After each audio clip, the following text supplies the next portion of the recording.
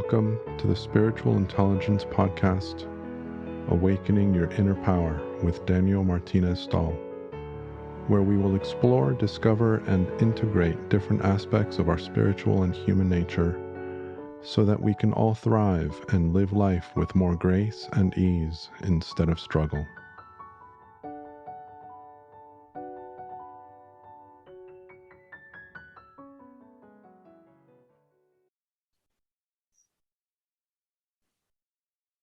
So welcome to the Spiritual Intelligence Podcast.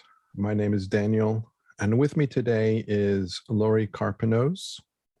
It's an honor and a pleasure to have her with us today. I was just speaking with her about how I know of her, and I mentioned that I've seen her name posted and her picture posted on different newsletters through 3PGC, which is a great website, 3pgc.org. If anybody's interested in this information about the three principles. She happens to be a three principles teacher. So once again, I'm having another three principles conversation. But we were having a really interesting conversation just before we started, but we'll get into that a little bit later. I would love to have Lori introduce herself. So Lori, if you will, and then we'll go from there. Oh, thank you so much, Daniel. Thank you for inviting me. Any opportunity I have to share my understanding of the principles, my current understanding. And as we know, that our understanding always deepens, which is just one of the most remarkable things about looking in this direction towards the three principles. So I don't know what to say about myself, except that it's just been an amazing privilege and an honor, like you say, to have fallen into this. You know, it happened back in 1985 when I was invited to hear a man named Sidney Banks speak. And I was looking for the initials, the letters after, not the initials, the letters after his name, you know, to say that, is he an MD, a PhD? Who is he? He's a ninth grade educated welder. And I was living in San Francisco at the time where, you know, that was the land of 1,000 different therapies. And I was going to a lot of talks and seminars, and I kind of went to this one only because other people in my circle, friends, were going, or I would have not gone. So I really feel like what a wonderful thing happened because I know that the quality of my life, quantity of my life is really not changed. But the quality is so much improved from the life I was living before I learned anything about innate health and the principles. To hear that myself, as well as everyone, has a core of innate health, that just really blew my mind. You know, because, and I wound up, I was an art teacher at the time, but I wound up pursuing a career in therapy, thinking that that's the way I would be able to share this with the most people. But of course, now we know people in all fields who had more vision than I, and they're bringing it into their teaching career. They're bringing it into whatever career they're currently in. You don't have to be a therapist or a life coach to share the principles. And I also learned that I could only share what I knew myself. So that's what I did. I just listened to as many people who were in this three principles conversation, and certainly went to all of Sid's talks that I could go to. We had to get in a plane and fly to them. Now you can just listen to them on a recording. Yeah. Yeah, wonderful. There's a lot of things in that introduction that I would love to expand on. But before we go there, I would love to get your thoughts on what does it mean to you that we have inner power? What would that phrase mean to you? Well, I think of it in terms of the word mind that Sid used as one of the three principles, that we're all connected to an infinite wisdom, and that comes through us. So what I saw in the principles is that this power to think is what's important. You talk about this inner power.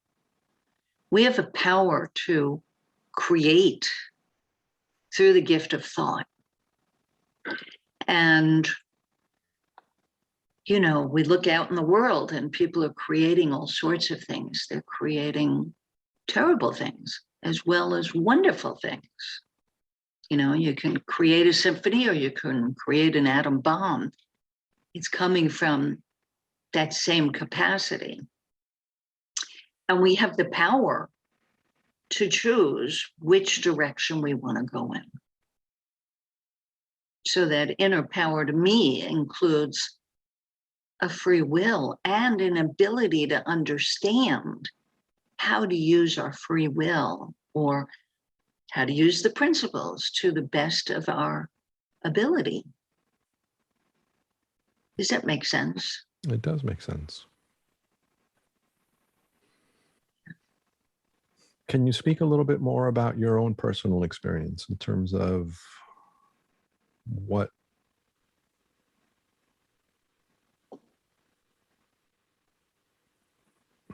how do I put it? How do I phrase it? Again, staying with the same idea of inner power, what would that mean to you in your experience? Mm-hmm. Like my day-to-day experience.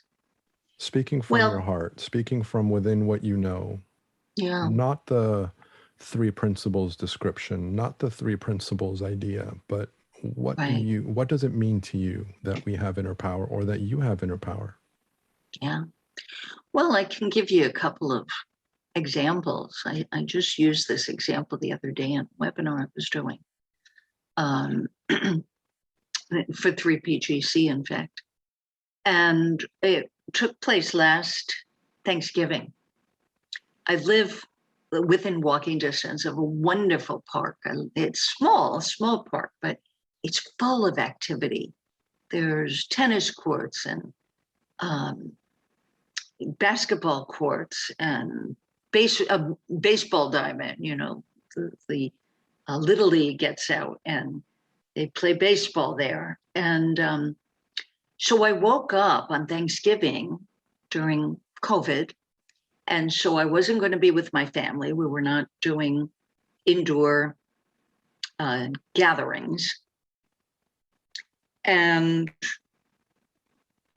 I walked to this park. Well, I should say first that I woke up in a really bad mood. And bad moods used to be my norm.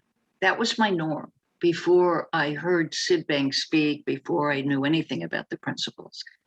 I just thought that that was my lot in life, and that life is difficult for all people, not just me. So here I am all these years later, 30 some years later, and I wake up in a really bad mood. I'm all alone. This is awful. Plus, it was raining and dreary out on top of it. So I think I'm going to walk to my park and I'm going to feel better.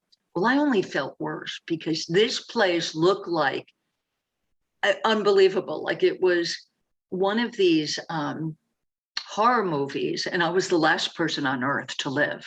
Like everybody else on the face of the earth had been wiped off the earth's surface, and I'm the only one alive. Nobody was there. I think after about a half an hour of walking, I saw a couple with 2 children in the distance. They were the only other people in this whole park. And all of a sudden, I have this thought. I have my phone and my camera. I am going to take a video of this. As I walked along, I took a video. And all of a sudden, it became the coolest thing imaginable, because I had one thought that separated my bad mood from now I'm in glee, just about in glee. I am never going to see this park looking like this again. So desolate. This is like a once in a lifetime opportunity. Now, how do you go? I mean, every human has that capacity to bounce back so much, to be, resiliency is built into us. That's our innate health, that we're built to bounce back when we're not so focused on a negative thought. And there it was in living color. I had that experience literally, and Sid said this a number of times, we're always one thought away from a better experience. And there it was. That's not something you can make happen. You can't apply it to make it happen in life. The more I understand how the mind works, these things just happen. And then I can say, wow, that's a great example of, look at what is, not at what isn't. That's a great example of, we're always one thought away. But those would sound like cliches, right? It's not a cliche. It's not a Pinterest saying to post. It's something to see. And when you see it, it happens more often. And then you can say, now I know what Sid meant by we're always one thought away. It's not like you can invent that thought. It's not like you can purposely do positive thinking, because believe me, years ago, I used to try that positive thinking, and I'd never believed myself because it wasn't the way thought typically comes to us, which is out of the blue, out of nowhere. That's a really, really interesting comparison that you make, because it's something that I've thought about myself in my own journey recently. There's a lot of invitation for us to recognize and be present to a more positive way of thinking and a more positive way of looking at life. And it always kind of sits funny with me when I hear that, because it's not something that we can oftentimes control. Right. And it's finding that balance that I am working on myself, and I think we all are, of, again, like you say, as I've understood how the mind works, how my mind works, I'm able to see the natural fluctuation of thought more easily. Yeah. And within that natural fluctuation of thought, I'm able to recognize, in the past, I would have chosen that one to focus on. And then I would have gone down that path of frustration or anger or of annoyance or whatever. Yeah. But I'm not choosing that one. The one that's calling my attention more right now is this one, and it's a slightly better, sometimes it's a much better thought, but sometimes it's just a slightly better thought. And in the conversation that I had with Bill Pettit for this podcast, he was emphasizing the idea of not doing anything, of just being present and allowing the mind to do what the mind does. Mm-hmm. And there's an element of that which I totally agree with, but I also feel within my own understanding, and maybe I don't see it as deeply as Bill does, but in my own understanding, I do find it's helpful to recognize the choice points that I am consciously making, the free will, the role that my free will is playing in the direction that my mind is going. And as I get more of an understanding, my free will does tend to take more of a quiet approach. It does tend to take a less invested approach and more of a, let me just be present at the moment. Yes. But that's also a choice point. And that's something that I didn't have a chance to really speak to Bill about. That's a choice that we make, to be quiet, to allow nothing to happen is a choice that we make. Exactly. I agree with that. But I also see that I make that choice to quiet down out of a knowing that being riled up and upset and angry is not the answer. It's not the direction I want to head in. So I think for me, that's, now that we're talking about it and I'm reflecting on how it is inside my own being, it seems like that's where the choice is for me. Like, I'm just not going to jump on any bus that comes to my bus stop, because it's going to take me to the wrong end of town. I'm going to wait until a better bus comes along, a bus that's going to take me to a better part, the part of town I want to be in, so to speak. Yeah. Just to use that as a metaphor. But yeah, I think that we do have the choice of not focusing on,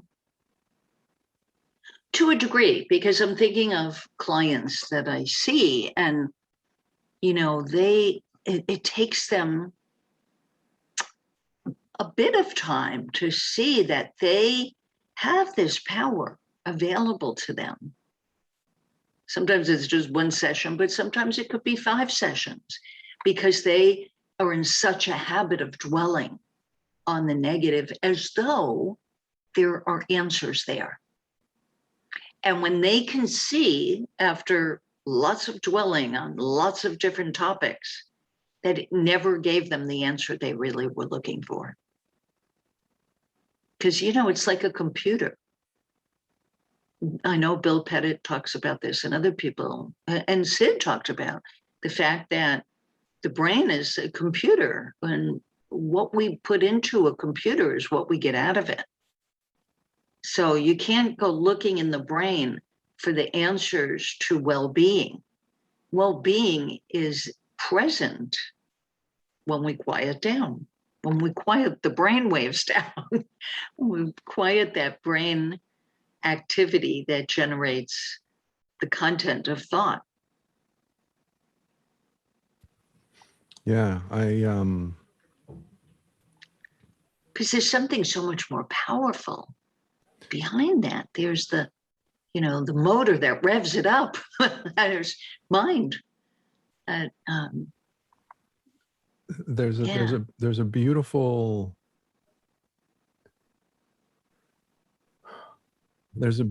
idea in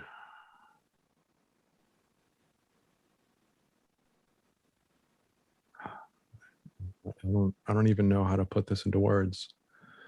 There's a distinction between, because I'm someone that spent many years, let me go in this direction.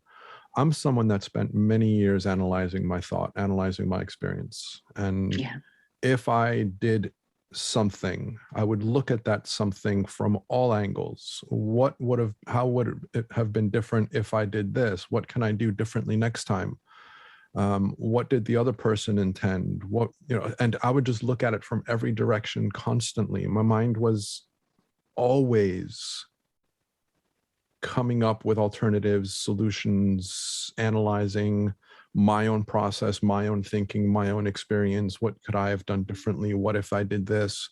What direction can I take going forward? And it was a never ending, never stopping, constant analysis of myself and others. Mm-hmm. And what made the biggest difference for me, I think, was,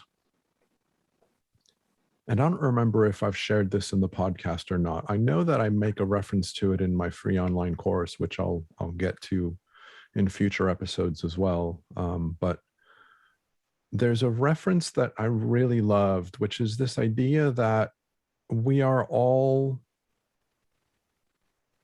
responding to threats that we perceive are real.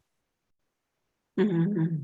And as long as I believe that my experience of life is created by you, you are a potential threat. So it's natural that I'm going to be thinking about you and what you did and how you did it and what I could have done differently to prevent myself from experiencing what I didn't like through something that you created, because you are the threat.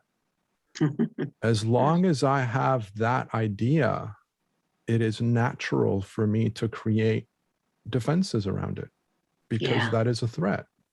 Absolutely.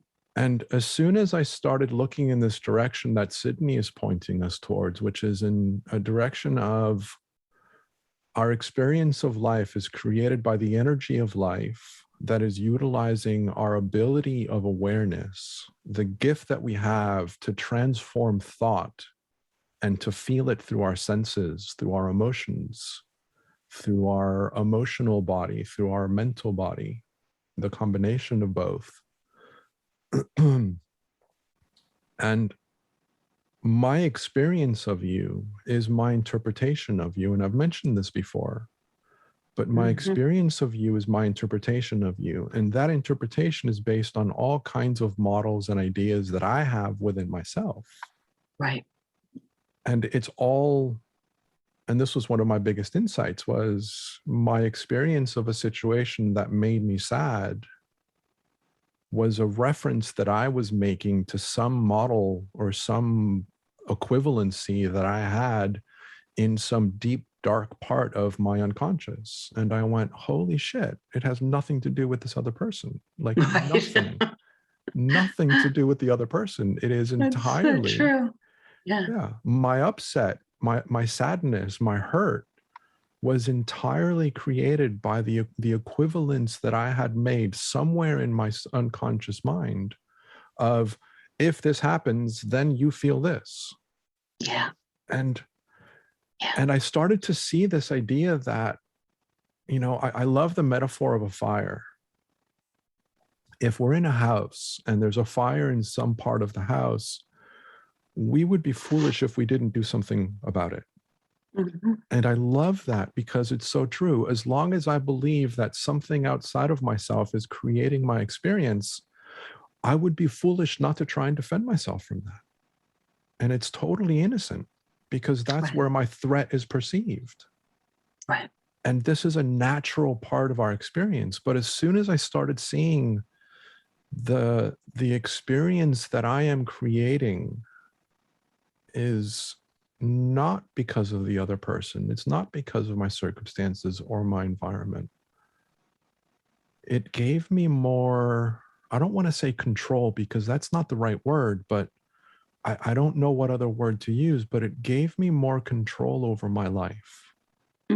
I took the way that I like to say is that I took a more active step in the creation of my experience. I became a participant, an active participant in recognizing the role that I was playing in my experience. And then the choices that I make and the influence that they have on the experience that I have. And of course, I mean, I'm human. I'm going to have my days where I feel like crap and I don't know why, and I don't have a thought that I can associate it to. And no matter how much my understanding of life is, I still feel like shit. I'm going to have those days because I'm human. Right. But I also see that experience very differently now. And where I am playing with now is this idea of, and I would love to get your thoughts because I do think that there's a parallel there with the message of the principles somewhere, somehow. But I've never been a big fan of the idea around wanting to live in happiness all the time. Because I feel that that's not realistic.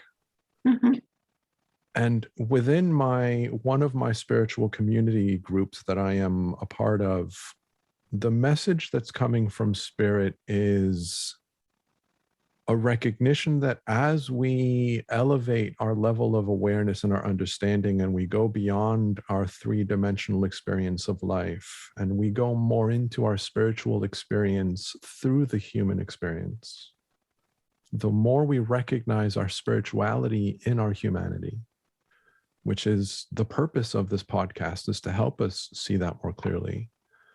But as we see that, we find ourselves living in joy as our default state of experience. And we can even be in joy while our human experiences sorrow, or while our human experiences grief, or while our human experiences anger or frustration.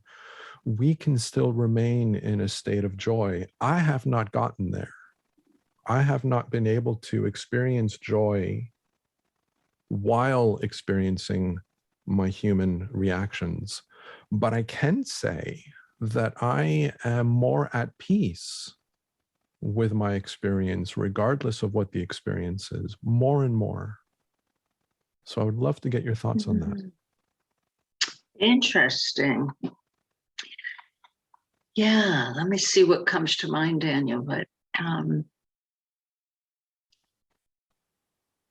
you know, I have had the experience you're speaking of. I wouldn't call it joy, but I would call it awe of being upset and being in awe of being a human capable of experiencing upset.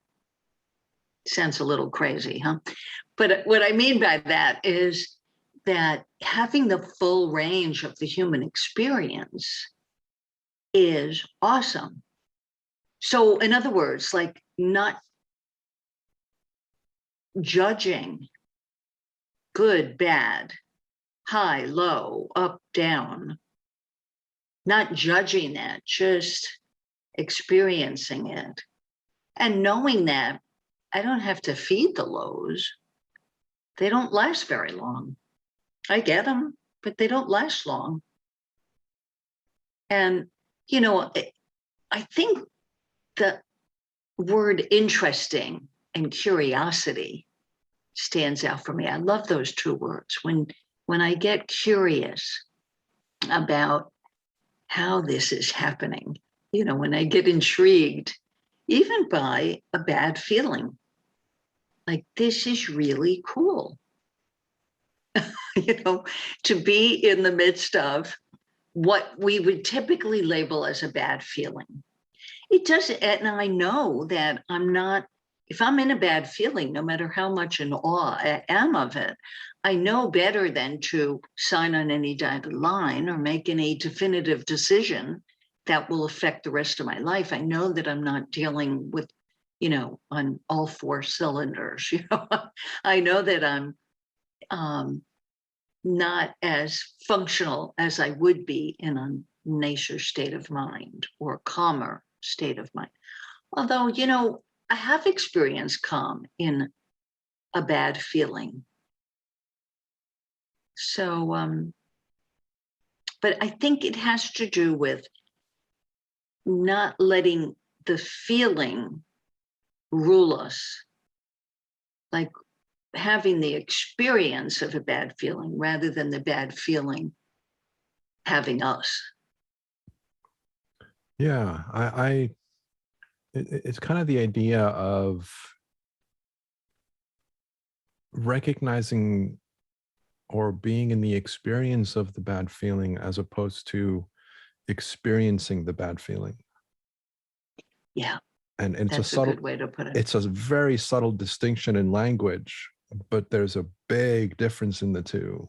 There's the experience of it, and then there's experiencing it. Yes, because knowing not to act when you're upset with whoever is in front of you.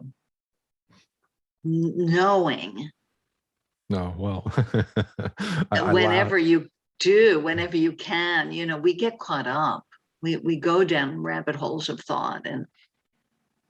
But I've noticed that I've gotten better and better and better at holding my tongue, at waiting it out, wait until I see more clearly, and then talk about it. And a lot of times there's nothing to talk about. Yeah. Have you found that? I laugh because I have not found that. Have I? So a few weeks ago, my sister comes down and starts yelling at me for something.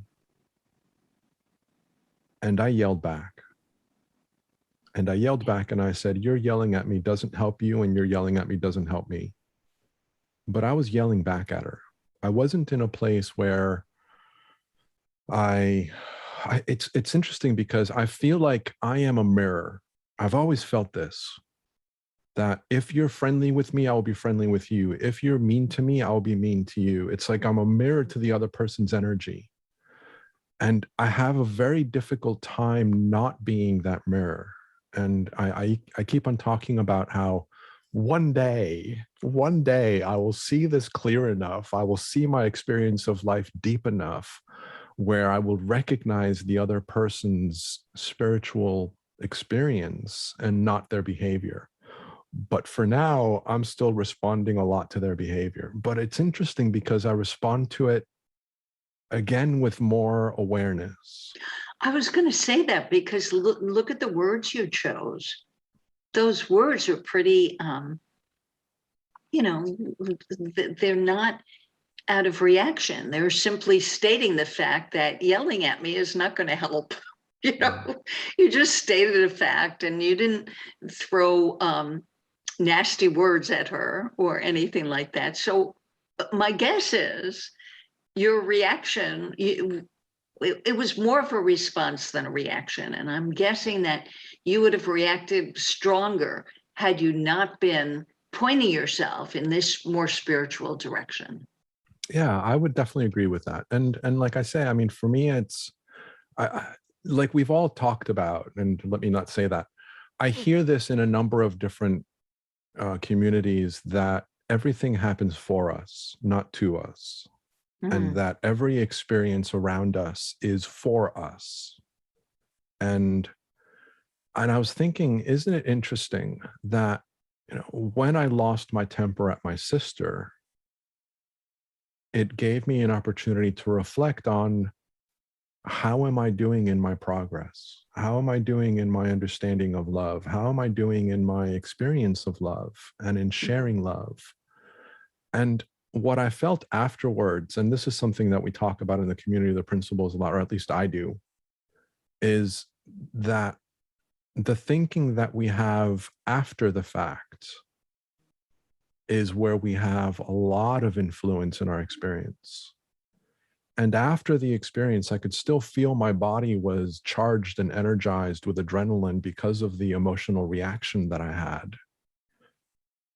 But I could sit there and dwell on how unfair she was to judge me because she didn't understand that I'd been given different information and that I had planned my time according to that information and that I wasn't willing to adjust given the energy that she was coming to me with. And she had come down very lovingly and said, hey,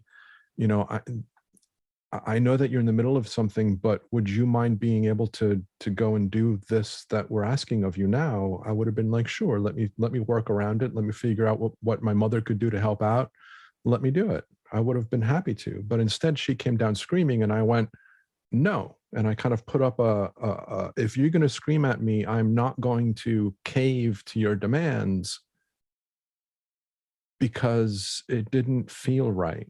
And afterwards, like I was saying, it would be very easy. It would have been very easy for me to dwell on her energy and the negativity of the experience. And instead, what I did was I felt love as best as I could. I sent her loving energy as best as I could in the mindset that I was in. And eventually my body stopped feeling the adrenaline that it was feeling, and my mind changed its tone and my experience changed its tone, and I went back to having a very different experience. And to me, that's a choice point that we have. And that's a choice point that we can make, where we do have an influence on the thinking that we then create after an experience. That, like you say, we can feed it, and we can feed it with negative thinking.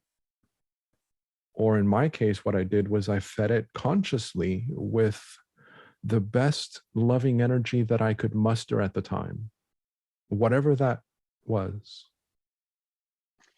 Isn't it interesting that, like love is our default setting, right? That it's easy to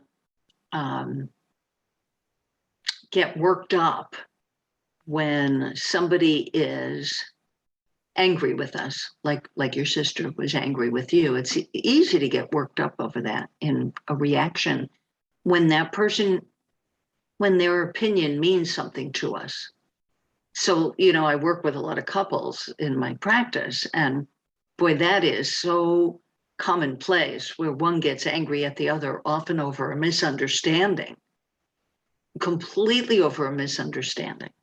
And the other person reacts trying to defend themselves because, they know that they didn't do it on purpose, or they had a whole different meaning attached to whatever the thing was. So they'll start to defend themselves, and that doesn't help the situation at all. The first person who is mad just gets madder. But, isn't it interesting that if somebody got mad at you like that, who you didn't, who wasn't in your inner circle, who didn't matter as much to you, you probably wouldn't react so much. You might even have the thought, boy, that person really is having a bad time. I feel bad for them. And automatically feel compassion for somebody. But when we go into defense mode, that's ego, personal thinking. How dare you blame me? I have different information. You don't know the information I have. Yeah. If you knew, you wouldn't be so bad. Yeah, it is very interesting. There's something that I want to bring up because, and I know that I use the word love, and you say that our default setting is love. Love is something that is not easy for me to understand and intellectualize. So when people talk about love, for the most part, I have no clue what they're talking about. Like none whatsoever. So it's really interesting, the use of love, and it's an experience that I am learning more and more about within my own, in the way that I define it. And the reason that I mention this is because in all of spiritual conversations and communities that I've ever been a part of, the idea of love always comes up, that we are love. The energy of God is love. The energy of life is love, that everything is love.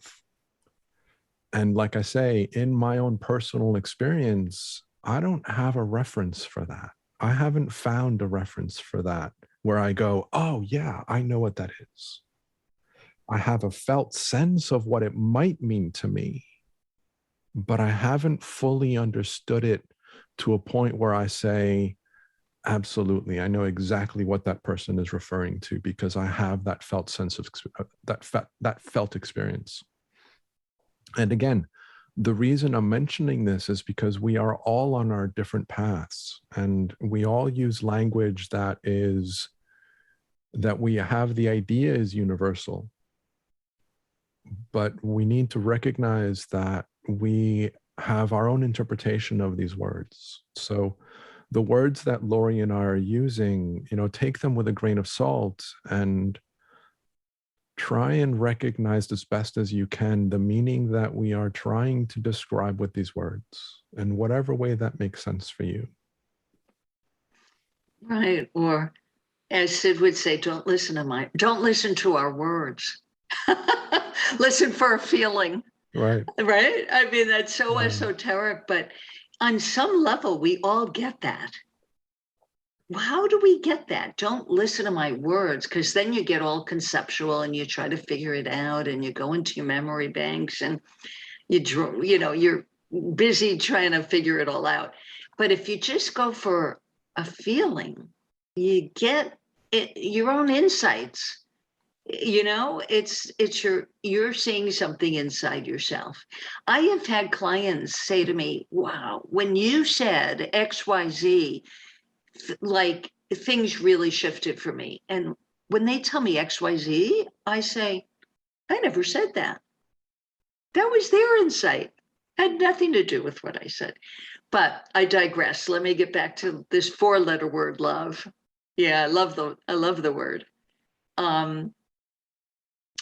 Yeah, there's so many so much conceptual thinking around the word. People are afraid to say it. What's it going to mean? But we feel it. You know, I'm sure you have people in your life who just, you know, that they really appreciate you. To me, that's love. Or people you really appreciate. They may piss you off sometimes, but on the whole, you really appreciate the fact that they're in your life. To me, that's love. It doesn't have to be opposite sex, could be same sex, any age. I mean, I fall in love with children who are strangers. I don't know these kids from Adam. But if I'm I'm a park fanatic, so I have another park where this is a bigger park where people walk baby buggies and they walk dogs. I'm falling in love all the time in this park by the scenery. You know, those moments where you just look at what's in front of you and it looks like a postcard, or the sky looks like some incredible painting, and you think, my goodness, you know, how did this happen? How did nature happen? How do I get to experience this? To me, that's the feeling of love. Yeah, Simple. and it reminds me of something that was shared with me very recently in a conversation I had, where I brought up this idea of, I don't feel love at the level of depth that I believe was being meant. And the response that I heard back was a reminder that love comes in many different shapes and forms. And Yeah. The invitation was to go out in nature and to look at a flower or to look at the sky, to notice anything in life that brings joy or appreciation or beauty, and to recognize that that is love. That is an expression of love in its purest form, is that recognition of beauty. And so the reason that I mention this again is because I know myself being one of these people where this is a term that is hard for me to identify with. And the idea that listen for a feeling is a term that I roll my eyes for people that are listening to the audio, because that's a term that has eluded me for years. And still, to some degree, when people say it, I'm like, that doesn't resonate with me. But having said that, in the first conversation of this podcast was with Marina Galan, where she was talking about, and maybe it wasn't in that conversation, but I've had conversations with Marina specifically around how every experience we have ultimately is a feeling. And I started recognizing that and seeing the truth in that I can intellectualize my experience of anything, but for me to really experience it, I have to feel it. Yeah. And so everything that we experience ultimately is felt. Yeah. We can intellectualize it, we can analyze it, we can think about it, we can try and understand it, we can go left and right and up and down. But in order to even have that aspect of the experience, the analytical experience, we need to have felt something beforehand. Yep. And so there's this invitation for myself, which is the one that I'm making for everybody else, is noticing that felt sense experience before thought, before analytical thought, before intellectual understanding, before trying to make sense of it. There's an emotion underneath everything.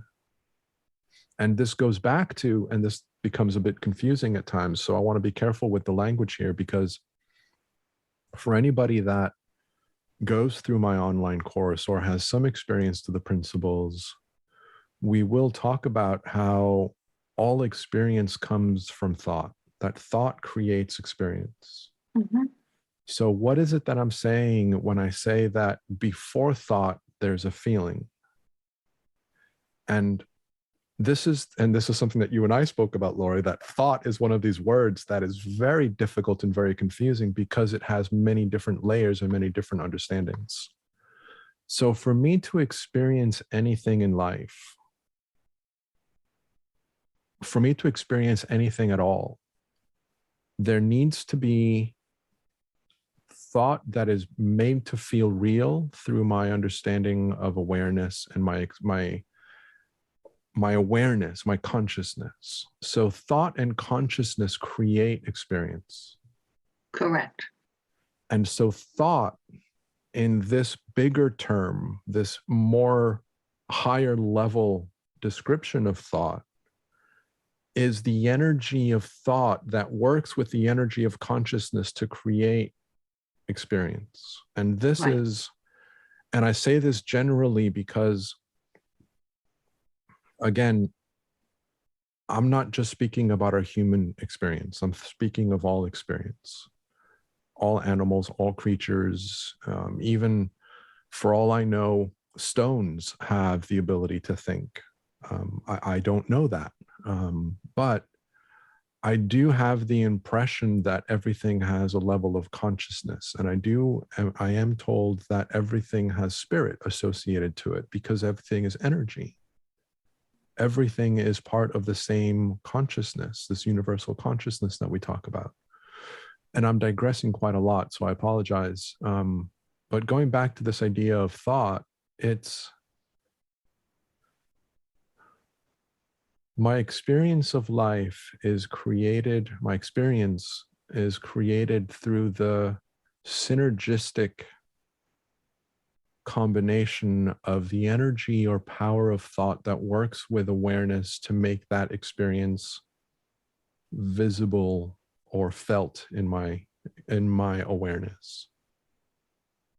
And then I can think about it and analyze it after the fact with my personal ability of consciously creating thought. So this is where thought becomes the before feeling and then also the after feeling. And so I just wanted to clarify that as confusingly as I did. Well, you know what I find helpful when I get into those quandaries, Daniel, is, you think about boiling everything down, the human condition, human experience. If we could boil it all down, what we'd have left is mind, thought, and consciousness. Simple, really, really simple. I love the simplicity of the principles, because when my mind starts to go, doing somersaults, trying to understand what the heck all of this is, it's like doing somersaults in my head. But then when I come back to the simplicity of that, the legacy that Sid Banks left for us is this simplicity of mind, thought, and consciousness.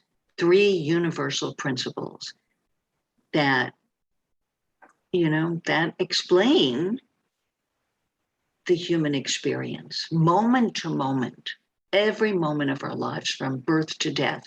That's coming through us, through the energy of mind, thought, and consciousness.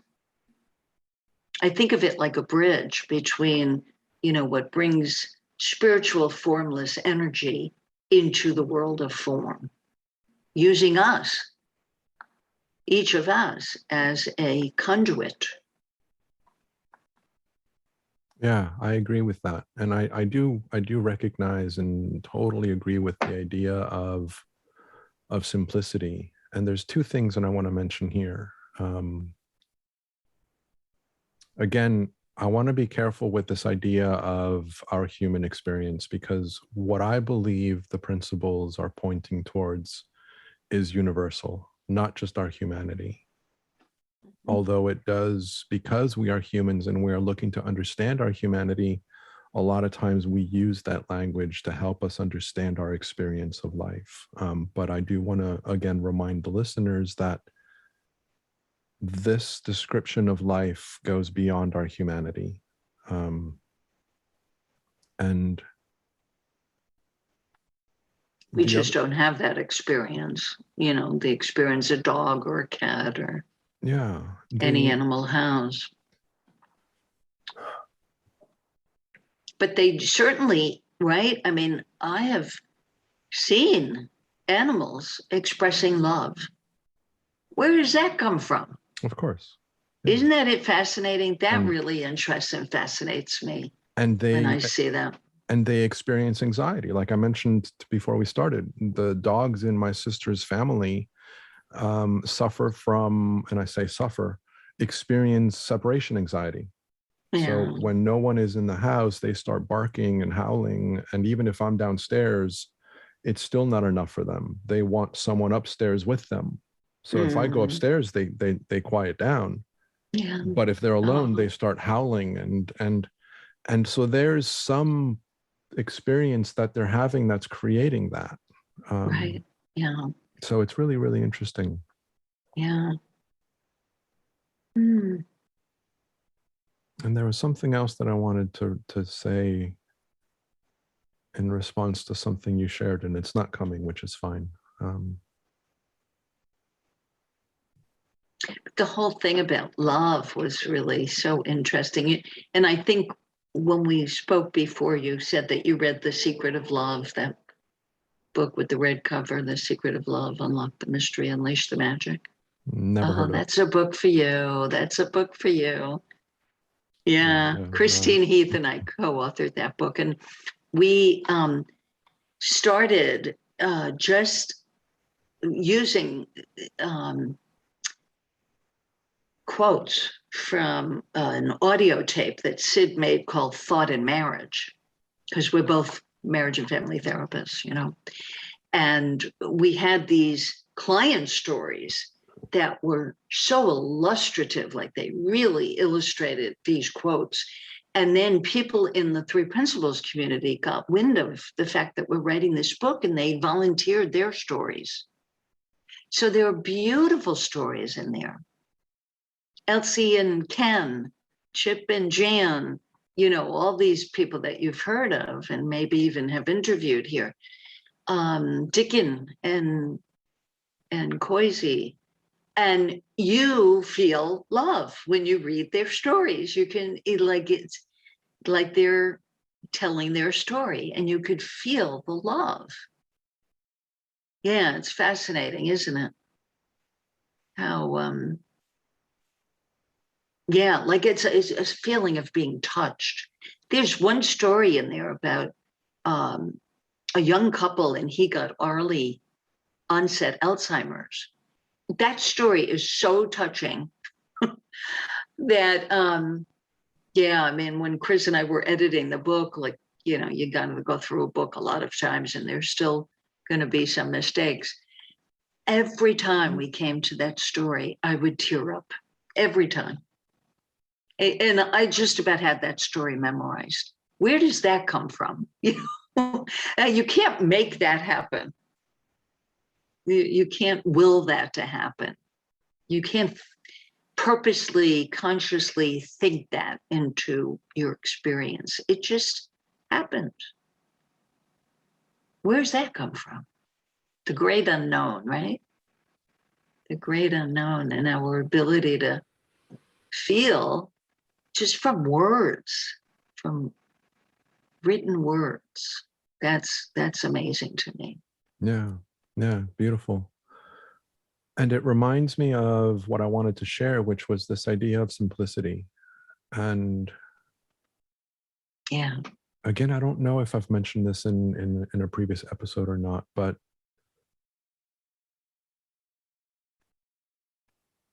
years ago, I was at a party with a friend of mine who is a PhD psychology professor in a university. And she was being asked why she was interested in psychology. And she said, because it's so complex. And I thought about it, and I understood that at a deeper level, because I was learning about the principles at the time. I was learning about how everything is the energy of life, our ability to recognize awareness, and the power of thought. And I started recognizing that there's two levels that we can look at our experience. If we look at our experience in the world of form, it is very complicated. There's all kinds of models and ideas and references that I can come up with that will respond to and relate to my experience of life, of my childhood, of my parenting, of my beliefs. I can go into all kinds of models, psychological models of thought and thinking and creation, and it becomes a very complicated and elaborate and never-ending graph of connections, which is incredibly complicated and very attractive to someone with my mentality of wanting to figure out the complexity. And so I love the complexity of psychology. And I agree with my friend because it is very complex. But what I started recognizing is that psychology isn't complicated at all. Psychology is very, very simple. Every experience that we have is an innocent response to the thinking that we believe to be real in that moment. Oh, beautiful. Say that again. Let me see if I can. That every experience we have is an innocent response to the thinking that we believe to be real in the moment. Right? And what I think about can be conscious or unconscious. And this again starts going into the complexity of things. And the invitation is to go back to the simplicity. Yes. The invitation is, if you can see the truth in what this is pointing towards, that your experience of life at any given moment, and I'll use my sister's example with me. When she came down screaming at me, the thinking that I was believing to be real in the moment was, she's not hearing me. She's not understanding the truth of my experience. She is judging based on the ideas that she has, which is wrong. She is screaming at me, which isn't fair. I don't want to be screamed at, so let me scream back at her because, so that's all of the thinking that I was having, that I was believing, quote unquote, to be real. And I responded because of that. Right. Now, right. Every experience I have, good, bad, neutral, whatever the case may be, positive, negative, neutral again, every experience is going to be a reflection of the energy of thought that is made to feel real by our ability to feel and recognize awareness through our senses, through our emotions. And it is all made possible because we are part of the energy of life. Yeah. There's a simplicity within all of those words that I just shared. Right. There's a simplicity beyond the words that I shared, which is what you said earlier. Everything is mind, consciousness, and thought. Yeah. And I use the word energy of life instead of mind because I find that mind outside of the three principles community doesn't mean anything. There's no reference to mind. What is universal mind? Well, universal mind is the energy of life that makes personal mind possible. What is universal consciousness? Well, universal consciousness is the energy of which we are a part of that makes it possible for us to experience individual consciousness. And what is universal thought? Well, universal thought is the power and energy that makes it possible for us to have thought. Personal thought. So going back to the simplicity, I can look at the world of form. I can look at the experience of my content. I can look at the activities of my past lives or my future lives or my spiritual journeys or my trance meditations, and I can analyze them in all kinds of directions because they are form. They have taken a shape. They have taken a representation of something that I have been able to interpret. as soon as I start looking at that level, I am looking at a very complex matrix, which is incredibly beautiful and incredibly deep and incredibly complicated and interrelated, which I will never fully understand. If I look at the world before form, the formless aspect of experience, there's a beautiful simplicity. The energy of life, my ability to feel awareness and thought work together to create my experience. Right. In every moment. In every moment. Isn't that incredible? Because I'll tell you something, Daniel, I was caught up in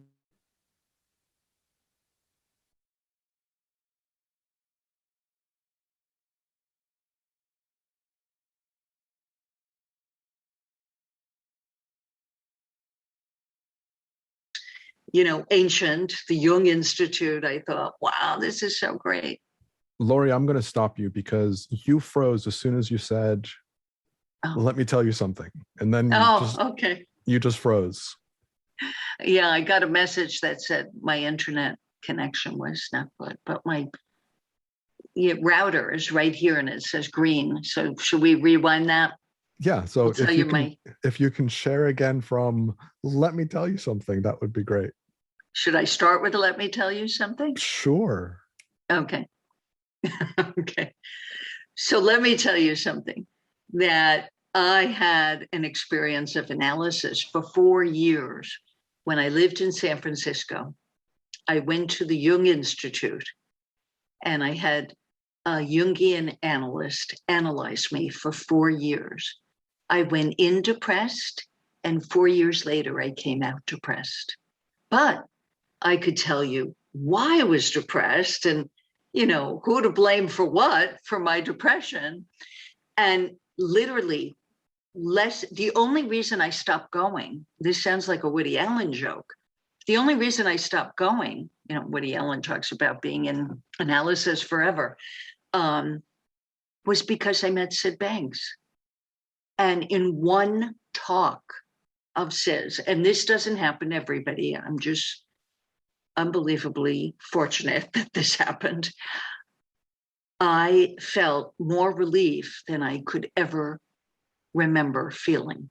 And I don't know the words that he used. The feeling of Sid was beautiful. I just knew that this man had seen something that was really meaningful.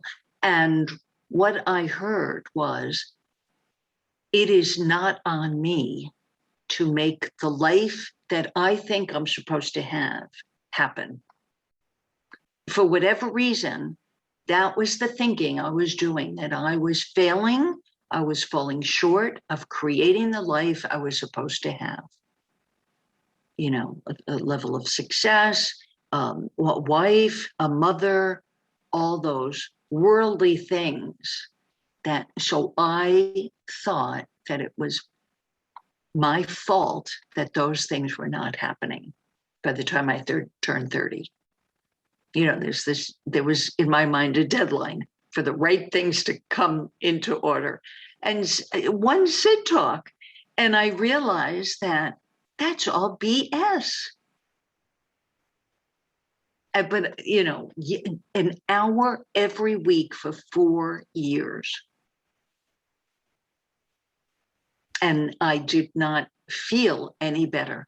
In one talk by Sydney Banks, who had a 9th grade education, I felt better than I could ever remember feeling. How interesting is that? Yeah, it's fascinating. It reminds me of, there's a number of things that it reminds me of, but one of the things that comes to mind, first of all, is this idea that when somebody knows, so what I was thinking about, let me go in this direction. As you were speaking, I was thinking about my first insight, which I shared earlier on, which was life-changing for me. And you just shared one of your first insights that was life-changing for you. And I never my insight didn't come from Sydney Banks, from listening to him. My insight came from an understanding of a description that he shared, that someone else shared, that I then interpreted in my own words. Can you say what that was?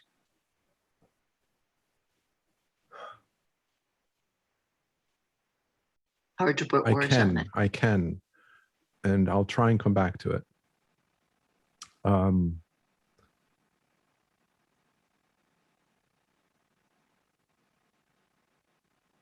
No, I guess I'm going to say it now. Okay. So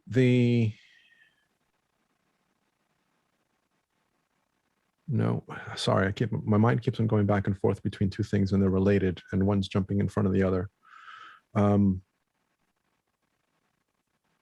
One of the things that I think happens when people listen to Sydney Banks in a recording, or people that had the benefit of listening to him live, is there's a purity in the language that he uses. There's a level of understanding and acceptance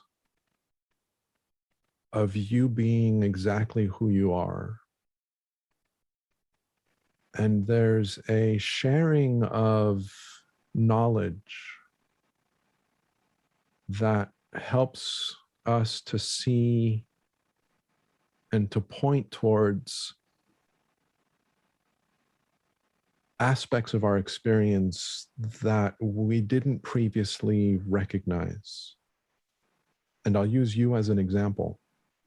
You were having all kinds of thought storms around what you should have been doing, how you were responsible for all of this.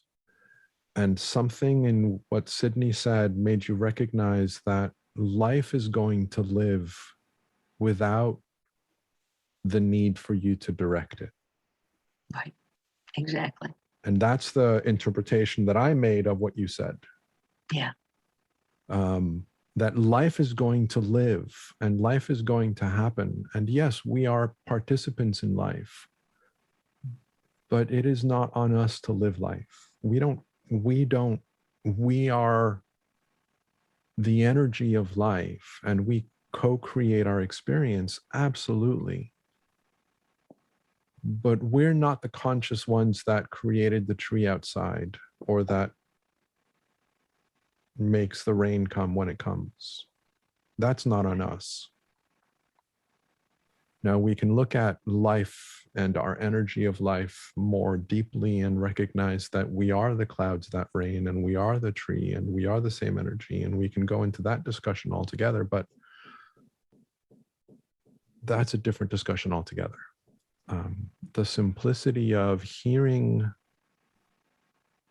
the truth in what Sydney is pointing towards is really appealing to me and really attractive to me, which is the reason that I encourage people to listen to Sydney's videos and to read his books.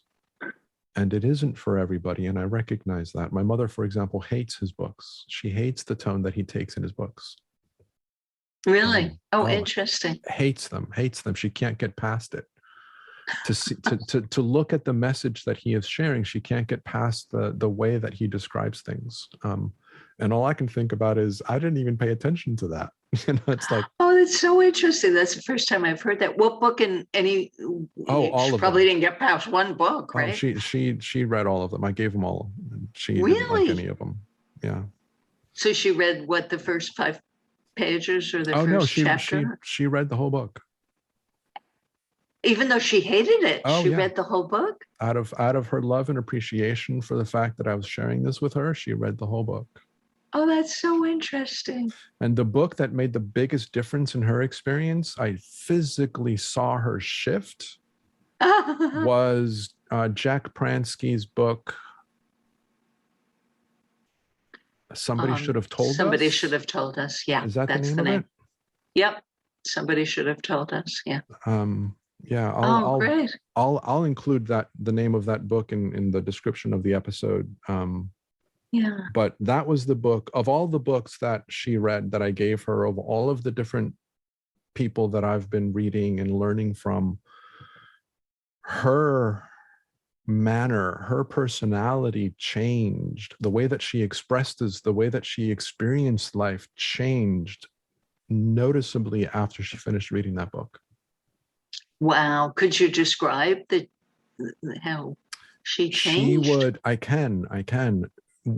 So my mother was living in the basement of my sister's house, where we're both living in right now, for the moment. But my mother was living down here on her own, meaning I wasn't here. This was years ago. I was living in Singapore at the time, I think, or maybe it was London. I don't remember where it was. It was Singapore. Sorry. So I was in Singapore at the time, and I would buy the books in hard copy, and I would have them delivered to this address so that my mother could read them. Wow. And I would buy the books on Kindle because I read everything on Kindle these days because it's convenient. It's always with me.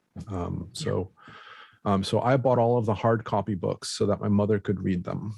And so I would tell her, hey, I just read this book. I just ordered it. Take a look. And when my mother would speak of my sister's relationship with her, there's a lot of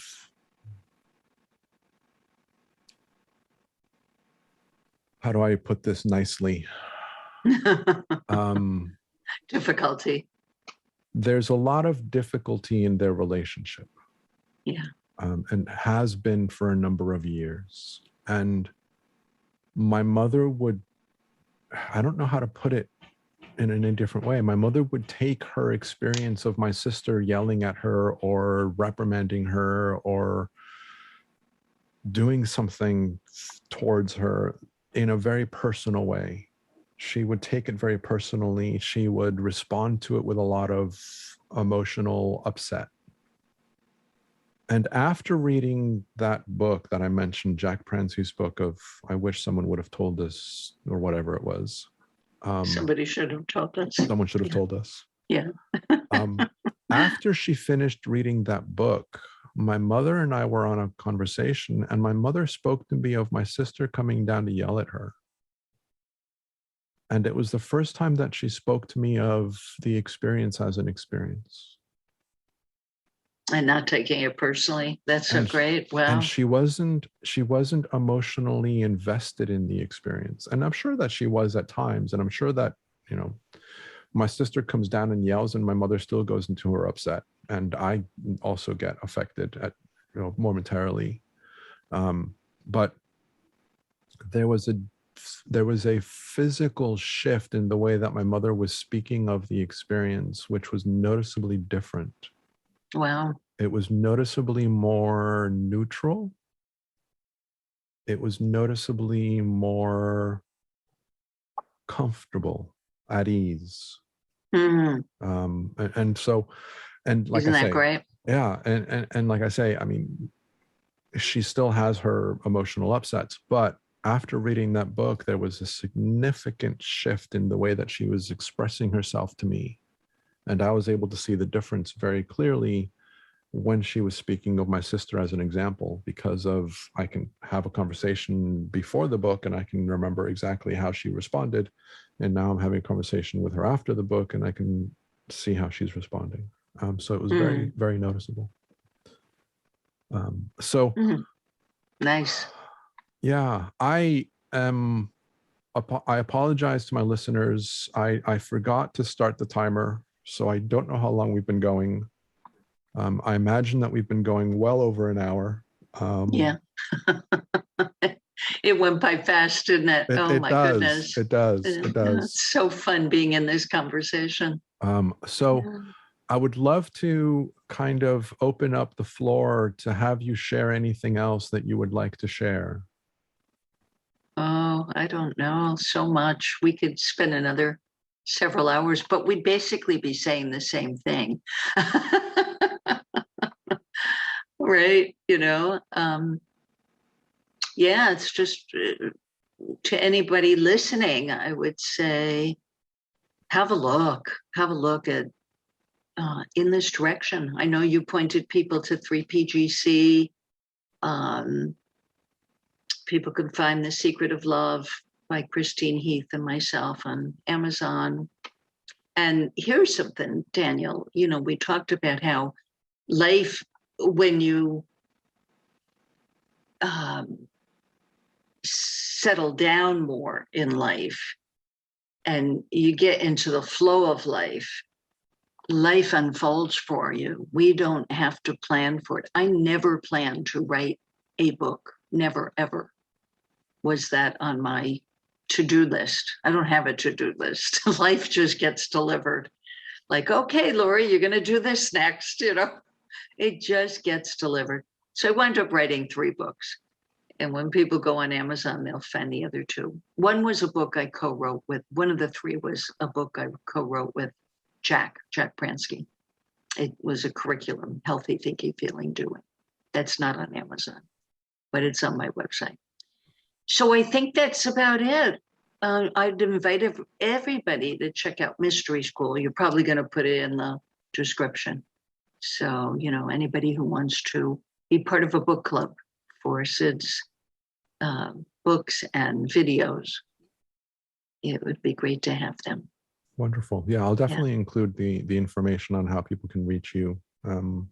But for people that are listening, what's the best way for people to reach out to you? Probably my website. There's a contact form in the website, which is the number 3 principlestherapy.com. Beautiful. Yeah. And so, Lori, I want to invite you once again.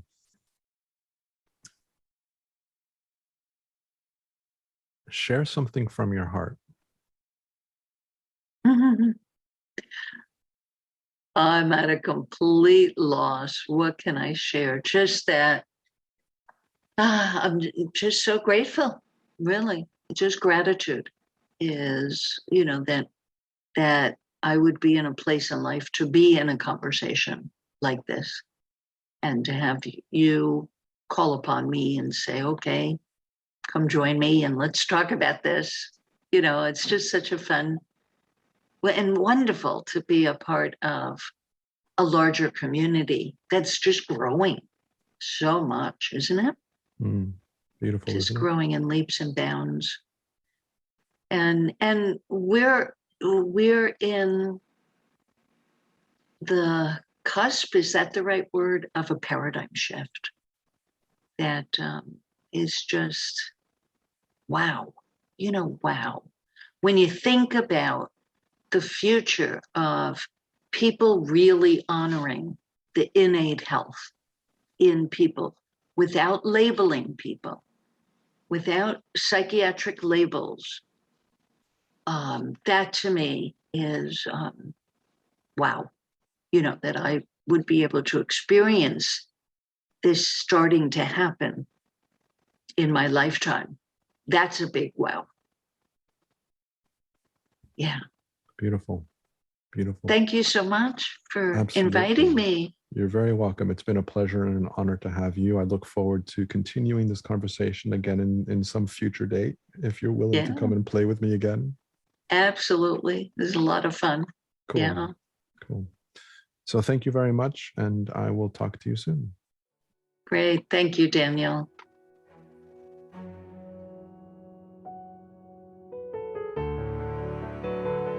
Thank you for listening. Hopefully you heard something new that invites you to reflect, to go within and deepen your own understanding of life and of our universal experience. If you enjoyed this conversation, please follow the podcast series on your favorite listening app and share this episode with others that you feel would enjoy it as well.